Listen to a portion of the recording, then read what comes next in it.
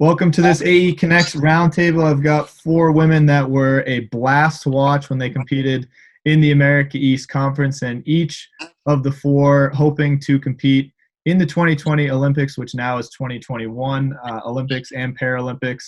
And obviously, this is the first Olympics that was canceled or postponed due to something other than a world war. So definitely part of some history for right or wrong, but hopefully you guys are all looking ahead to 2021 now. And I'd like to just introduce everyone. So I'll start with the first person on the top of my screen, Emily Escobedo. Hi, Emily. Hi, my name's Emily. I went to UMBC, and I swim breaststroke. So I'm a swimmer, and breaststroke is my main event, the 200 and the 100. All right. I see Grace Claxton. Hi, Grace. Hello, Grace Claxton from the University of Albany, upstate New York. I do track and field. My event is the 400 hurdles. And Noelle Lambert. Hi, Noelle. Hey, my name is Noelle Lambert. I'm currently living in New Hampshire right now. I went to UMass Lowell, and I was hoping to qualify for the 100-meter dash for track and field. Last but not least, Elle Purrier. Hi, Elle. Hey, how's it going? My name's Elle Purrier, and I went to University of New Hampshire. I'm now training in Boston for New Balance, and I'm hoping to qualify in the 1500 or the 5K. All right. Thank you all for joining me. I'm excited to get going and kind of get your, I guess, initial reactions to the Olympics being canceled. So we'll start there. Obviously the news with COVID-19 kind of canceling all sports, the Olympics eventually were that next major sporting event, and that's putting it lightly, I guess, to fall. So I'll go to Grace first. Grace, what were just your reactions? You've been to the Olympics before, and we'll touch on that in a little bit, but what was just your reaction to the canceling or postponement of these games? I mean, before it was officially postponed, it was just like the uncertainty, like back and forth rumors going around, the possibility of it being postponed, how long, like how far is going to be postponed for. And it's like, we stopped, like we weren't allowed to go on tracks to certain facilities, the gym. So it was just, at first, I mean, it's still a little unmotivating, knowing that everything has been, drastically paused. And yeah, I mean, it was hard. It was really tough the day that I found out it was officially postponed. And I mean, now is, we just training. We used to train like 5 to 6 days a week. Now we only train like 3 times a week. It's just to maintain and stay fit. It's still a little tough because we can't be out that much, but our coaches still has us going to like certain fields, keeping our social distance. It's different now. I'll send it to the other runner next. Elle, what were your thoughts, and I guess how does this affect your training? Yeah, I think similar to what Grace just said, like the uncertainty was what was really like bothering me the most before, but I feel like I kept thinking it's for the better if it does get postponed. And like I just kind of like had that in the back of my head, but I didn't like think too hard about it until it actually happened. And then when the announcement came, like I was like, okay, like it hit me, and it was kind of, like more upsetting than I expected to be, but also like, I knew it was the right decision, and so I wasn't like, like devastated. It was just like weird to kind of try to wrap your head around something that you've been training for 4 years being in a few months, and now postponed for a whole year. So now I've just been, doing the whole quarantine, social distancing, staying home in Vermont. We haven't been practicing together, so that's been the hardest part right now. Is just getting in like a lot of miles still, like by myself mostly, or with my dog. But my coach hasn't really told us like a long-term plan. Like we're hoping there's some meets salvaged this fall, so we're kind of thinking of just doing base training for now and preparing for those. Emily, for you, it must be a little bit more difficult because you need a pool. Yeah, I agree with both of them on what they were talking about. I think for all athletes, no matter if you've been to the Olympics or haven't been to the Olympics yet, I think it was there were a lot of emotions. You know, you don't want to be too down about it because you know it's the right decision, which it totally is. But it's still like the Olympics is always that one constant. Every 4 years or every 2 years it happens, and it's always that constant since before we were born. So I think the postponement kind of let me into the gravity of the situation. Like you can kind of hear what the news are saying, but the fact that they actually canceled or postponed the biggest event in probably the world definitely let me know the gravity of the situation. Right now I'm just trying to stay positive, trying to stay active. It's kind of hard when you have nowhere to go. And unlike these ladies, I cannot run, nor do I enjoy running. So that's kind of off the table. All the pools in the area are closed. I was actually at the Olympic Training Center in Colorado when all of this kind of started happening a few weeks back. And we were safe there for a little bit. We were like, I was supposed to leave. And then I said, you know what, let me stay as long as possible.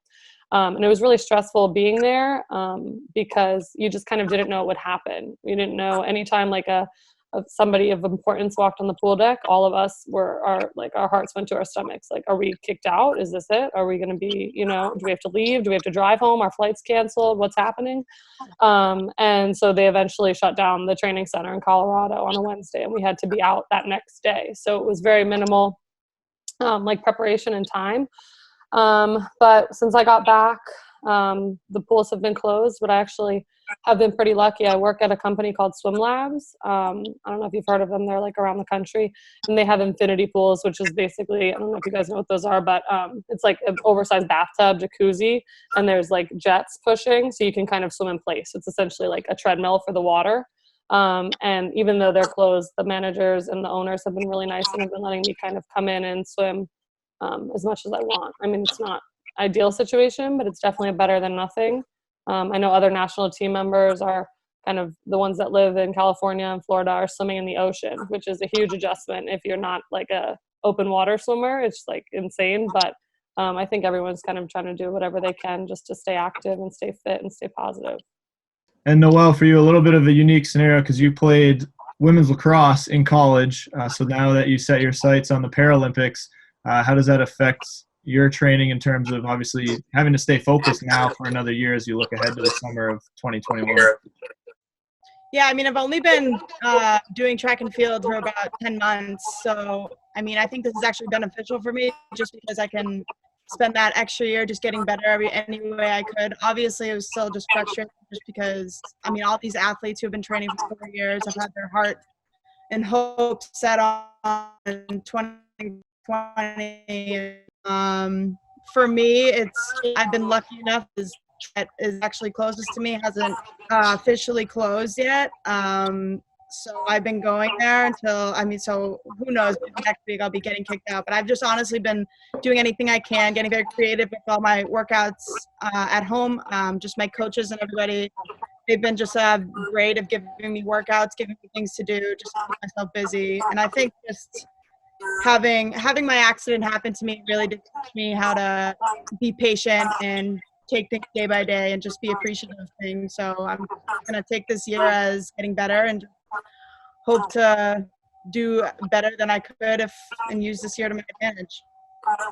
Do the rest of you feel the same way in terms of having sort of an extra year to prepare? Yeah. I feel like we're all pretty young, and so it's just another year to get stronger. That's how my coach has been saying it, and I agree. Like, I feel like it would be different if it was the end of my career, it's kind of nice that I'm so young. Grace, for you, you've already been to the Olympics, so I'll ask what advice do you have? I wanted it to be this year. What's that? This season has been so great for me. Like my preseason, I was stronger, faster than before. And we all did a lot of sacrifice. Like I moved. So I'm from Puerto Rico. I went to Albany for school. then I stuck around there and help out with the track team and also train with my coach. And then obviously because I do the 400 hurdles, it's not easy because in Albany, let's say our outdoor season starts in March and it's still cold in Albany, it's still snowing. So it has been really hard for me to start my primary event, which is the 400 hurdles. And so this year I decided to do something different, go somewhere warm. And everything has been going great. And then boop, this happened. So it's like, wow, now I have to stay another year in Orlando, away from my family. So yeah, it hit me a little hard. But I mean, I guess it's for the best, everything happens for a reason. God has his plans. His plans are always greater than ours. Just have to look at it that way. And yeah. What advice do you have for the other 3 on this call, Grace, seeing as you've already been to the Olympic Games? My advice is that anything is possible. Whatever you put your mind, then you can definitely accomplish it. Never give up. Find new ways to get motivated and always trust your coach. Always trust the process. If you have a little doubt, try to communicate with him. Feedback is always important, but trust the process, trust yourself, and never give up. Thank you. You're welcome. That sounds like the others are appreciating that. So thanks, Grace. Emily, I want to toss it back to you. Seeing as you beat Lily King, a big name in swimming, and set a meet record at the 2019 Toyota U.S. Open simultaneously. Was that your proudest moment of your swimming career? Well, I guess kind of, yeah. I go more on times than, who you beat, because everyone's in different places when you're racing. People are in different levels of taper. People are feeling different. So to me, it matters more about times, and that was the best time. So I was really happy with it. I was actually at the meet with Chad, from my coach, one of the coaches from UMBC, the head coach, because my coach couldn't come to that one. So I was hanging out with him, and a couple of the UMBC teammates were there. So it was just really fun. It was kind of like a throwback, and I got to, be with old teammates, which was a lot of fun. I definitely kind of gave me a little bit more confidence moving forward. And seeing, kind of back to that last question too, seeing as I've been consistently improving, which is awesome in the past couple of years, I think that, that was a great milestone to reach. And looking forward, I think I was more prepared for 2020, just confidence-wise, knowing that kind of you belong here and you can race with these people. But looking forward to 2021, I'm hoping that this kind of path will continue to go. My improvement will continue to get a little bit better, and maybe I'll have an even bigger shot next summer. And you were in Olympic trials for the last Summer Olympics. How have you, I guess, improved since then? I was actually at trials in 2012 as well. So this will be my third trials. 2012, I was just super young. I had just made the meet, one of the last people to qualify, one of the last entries. So that meet, I was just kind of there for the experience.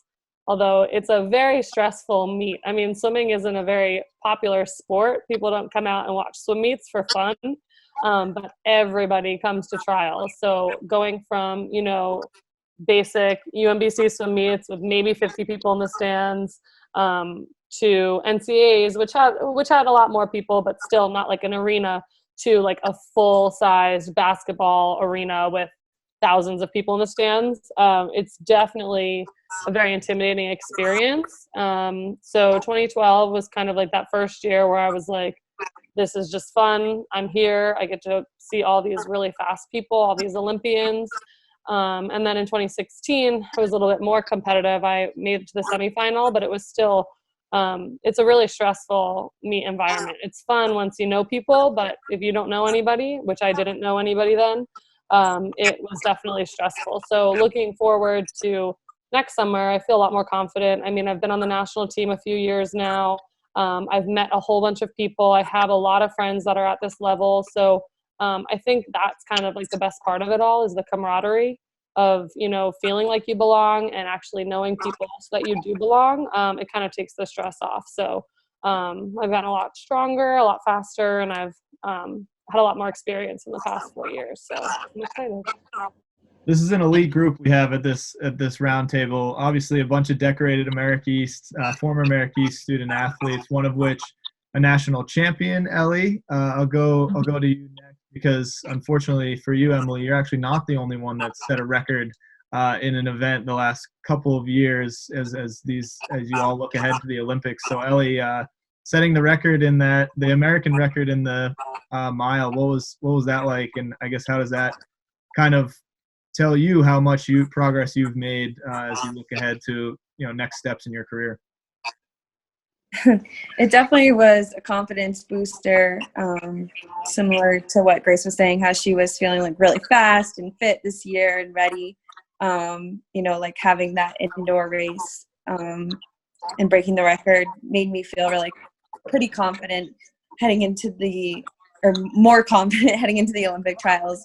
So it was kind of, you know, a pretty big bummer, but that was just I don't know what to say about the race. Honestly, it's just like one of my proudest moments, and you know, kind of what Emily was saying, how it you know, like made me realize that I belong. You know, the people that I was competing against, and the record was 37 years old. I didn't think that I would have done that before. Like if somebody told me before the race that I was going to break the American record, I would have told them that they were crazy. And so after that happened, you know, we kind of started to think, well, maybe I'll do the 1500 at the Olympic trials. So, you know, it's kind of opened up a can of worms where I ran the 5K at World Champs this fall. And that was kind of where I was heading this year, and then I had that race, so now I'm not really sure. It's kind of nice to have options. Noelle, you set a record, U.S. record in the 100-meter dash, and like we've talked about, you haven't been doing track and field for that long, being a lacrosse player yourself. So how does that kind of illustrate your determination to stay competitive athletically and obviously succeed at that? Yeah, I mean, playing lacrosse for 4 years, and I mean, after my accident happened, doing running tests with people with 2 legs, that definitely got me very competitive. I didn't want to be the last person, because if I was the last person, my assistant coach would be screaming at me, and then if I was beating anybody, she would be screaming at them, saying, "A girl with 1 leg's beating you right now." I mean, it was just that competitive spirit. So I think that's definitely helped me with sprinting and just being comfortable with running next to people. But I mean, going into the World Championships, I had no expectations. I was just honestly, it was my first meet representing the USA, and just being able to go and compete against the best in the world, I was definitely very grateful for that. To be a part of the team, getting to know my teammates, I was very grateful for it. I can honestly tell you, I blacked out the whole entire race. I didn't even know what the American record was. Actually, the person who told me that I broke it was the person who has been my mentor through this whole thing. She's one of my teammates, and she's who I practice with every single day. She came running up to me after and said, "You broke the American record." So just being able to say that I did that, it's honestly, I'm very grateful for it. But I mean, I'm nowhere close to where I want to be. So I'm just going to use that to get better, and just not to be satisfied with that, obviously. And hopefully I can get my times a lot better for next year. All right, I got to ask you a follow-up that's not entirely based on the Olympics, Paralympics, since you're wearing that sweatshirt. The Born to Run Foundation, how is that going? Do you have a little bit more time now, I guess, to work on that? You've done some great things so far. Yes, we've actually been doing great. We have like 5 people in line. We actually did make a donation last week. We just haven't done a media release yet, just because we're trying to figure out how to do it.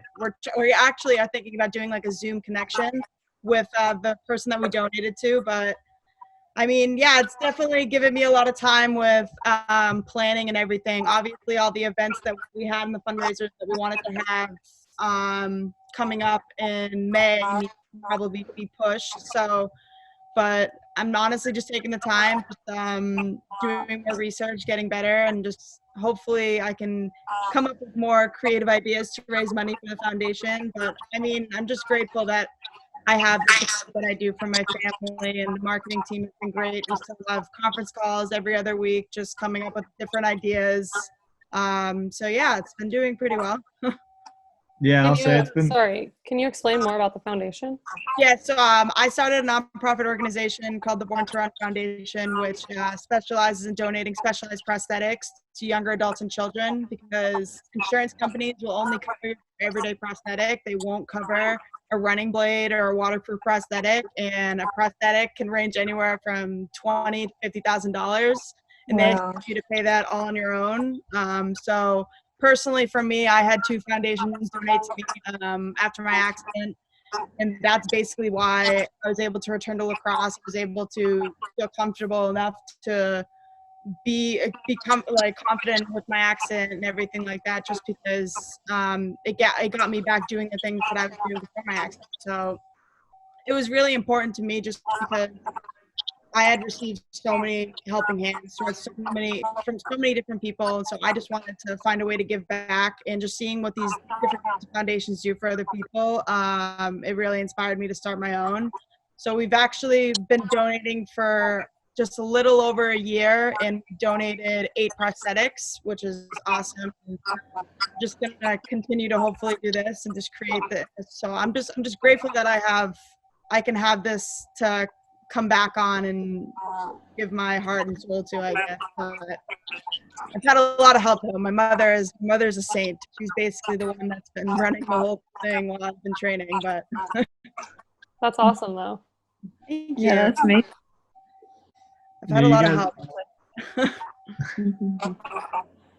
You guys are all keeping busy in your own ways. Emily, I appreciate the follow-up, and actually I know you have some other plans post-grad to teach special education. So how's that going? Yeah, so I'm finishing up my 2nd year of grad school. I have 1 more year. It's not too much. It's only 2 classes a semester. So I'm able to, manage it with swimming. I do typically Tuesday afternoons I go to class, and I just swim in the morning by myself that day.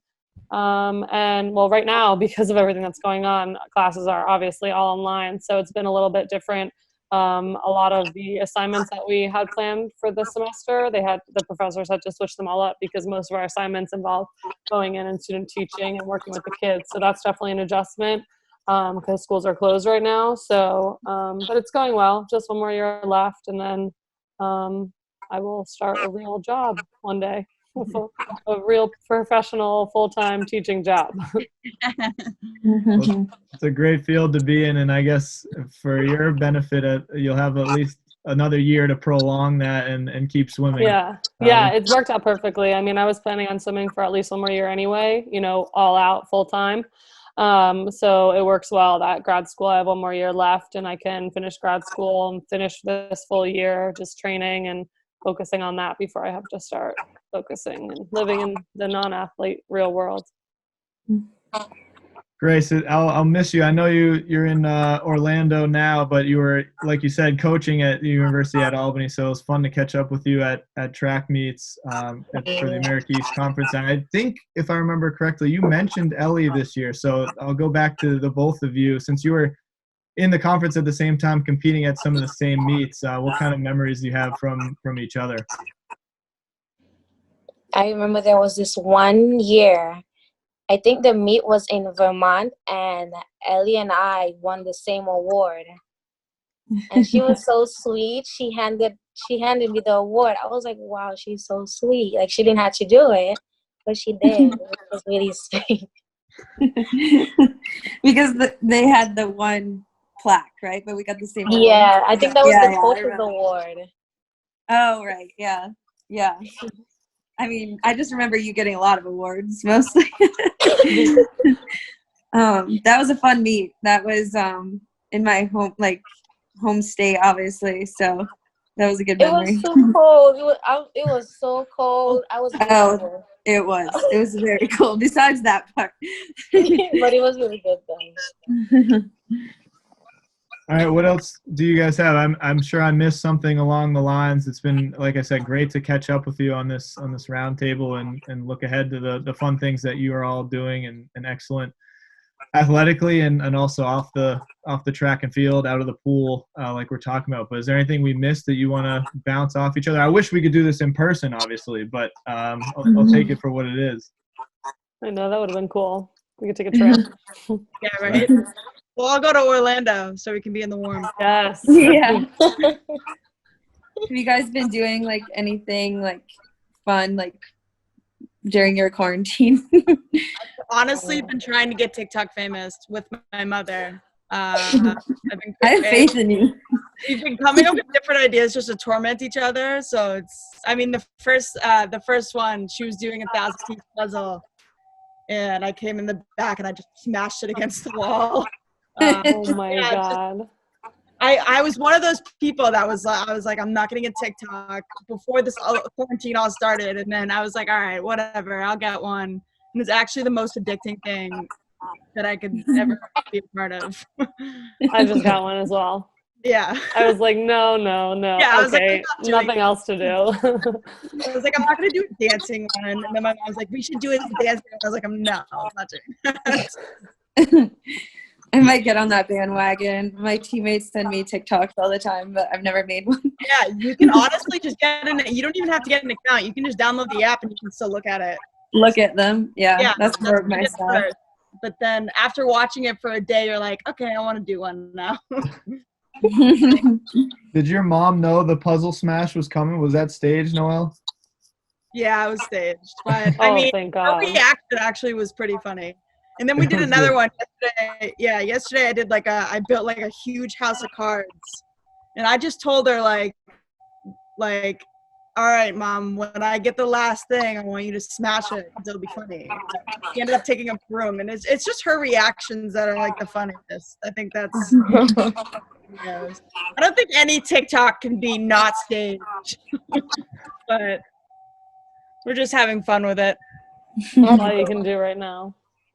Yeah, I'm honestly the one that did the 1,000-piece puzzle. I spent 11 hours one day just not getting up. I was like, I'm gonna do this, and then like 2 days later, I was like, all right, let's pretend like you did it. I don't have that kind of patience. I don't either, but there was nothing else to do that day. I was like, okay, I guess there's nothing else to do. I'll just do this. Yeah, puzzles are a big one. What else are you guys doing? I've been helping my parents at the farm, just milking cows. Wow. Oh, that's awesome. Yeah, it's actually been pretty therapeutic, like, like traveling a lot for training and racing. Like, I'm not home a lot. So I've really missed, like, being at home on the farm and working with the cows and working with my dad. So it's been kind of nice, just, like, not a lot of pressure, but I can just go up when I want. And I go up almost every day, help them out a little bit. But I'm also getting married in September, so I've been trying to, like, clean up the yard and stuff like that because we're getting married up at the farm. Wow. So I've been doing some wedding planning stuff, what I can without, like, going to stores and stuff. But, yeah, I've been keeping busy. Oh, and it's maple sugaring here in Vermont right now. So my fiance's been really busy doing that, but we've had a lot of maple syrup. Okay, nice. I think a couple congratulations are in order. There's supposed to be a couple weddings this year, right, Emily? You too? Yeah, I'm getting married at the end of August, so pretty similar. Congrats. Thanks. Most of the big planning has been done, which is good, but it is definitely stressful. My cousin was supposed to get married like 2 weeks ago, and the wedding had to be postponed, and my fiance's cousin was supposed to get married as well, and his wedding is postponed. So right now we're kind of just praying that it doesn't get postponed, because I don't know when you'd reschedule a wedding with this type of pandemic, Yeah. Are you scared about that too, Elle? Yeah, I am a little. Like, I'm feeling optimistic that in September things will kind of calm down. But, just hoping for the best. I'm more concerned about, like, the season being postponed into September. And so that's, like, right around my wedding. But, what can you do? I know, yeah, that's pretty much the same. It was actually funny when the Olympics got postponed. I was like really upset, obviously, just like thinking about the negative part of it. And then I was like, wait a sec, I'm getting married at the end of August. I was supposed to get back like 3 weeks before. If I had gone to the Right. Olympics, the wedding was going to be like 3 weeks after the I Olympics. was thinking about that. I Which was is like, kind of that is like quick exactly what I turnaround. planned. Yeah. So I was kind of like, at least when I planned it, I was thinking, at least like I'm not only focused on the Olympics because that's really stressful. Like to only be focused for 4 years to focus on this one swim meet, I was like, you know what? If I'm getting married a little bit after, no matter what happens, if I make the team, if I don't make the team, it's going to be a great summer. I can enjoy it. I don't have to be super worried about, just the swimming aspect of it. mhm. And now that the Olympics is postponed, I was like, wow, I can have a bridal shower. I can have a bachelorette party. I can plan a honeymoon. Whatever I can you do want. things. You. Yeah. But I was That's like how I not going to feel. plan. Yeah, because there was just so much maybe or what if. Like, am I going to make it? And you don't know. I don't know if track and field is the same, but swimming we find out about 3 weeks before the Olympics whether we Yeah. make the team or not. Trials are at the end of June. So Same for us, but Yeah. the track portion of the Olympics is like the last 2 weeks.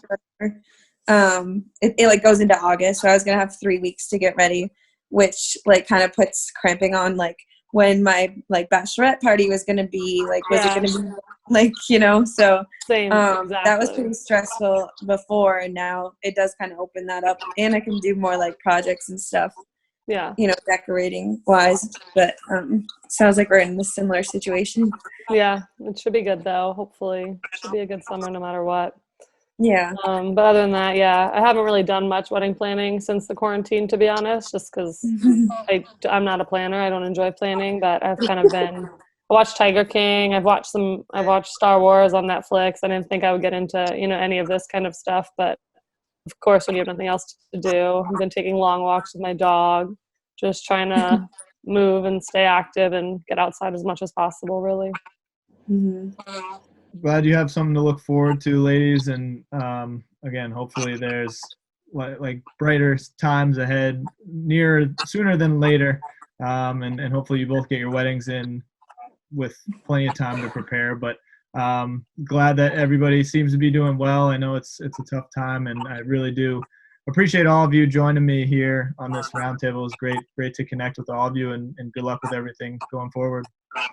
Thank you. Thank you. You all. Yeah, good luck, everyone. Good luck. Like Stay healthy.